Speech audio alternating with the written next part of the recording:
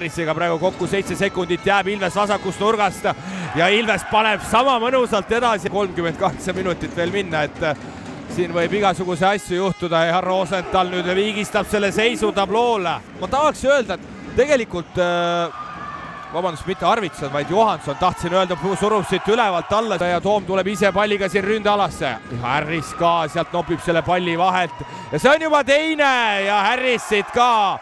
Ja vaadake, kui palju ikkagi Johansson saab seal vabaviskejoone juurest nagu selle palliga olla ja see tagamängija teeb sellise kiire või vahet ei ole, kas ta on tagamängija või pikkmängija, teeb sellise kiire liigutuse. Rosenthal. Make kerkib sealt õhku ja see on valus Pärnule ja see on ikkagi päris ulmeline.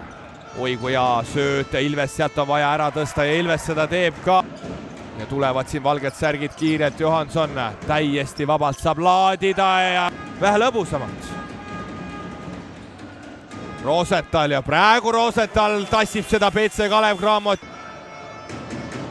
Ilves, no nii vabalt, kas just vabaks, aga Ilvesele meeldib tulla sealt Evartile seda lõppu, ei hakanud seal nii-öelda oi ja Toom paneb laua põrkesse, nii et seal on käed vahel, Johansson saab selle mänguvahendi sealt kätte ja teeb igasuguseid trikke ja lõpuks teeb päris ilusti ära ja aga kui ma loen neid minuteid ette ja kohe meil 30 minutit mängitud, Rosenthal lootuse vastu laua põrkest.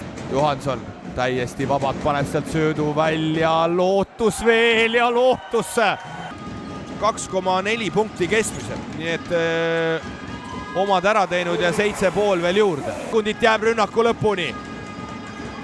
Nüüd võtab ja no Helme paneb juba selle sirge jalaga täitsa.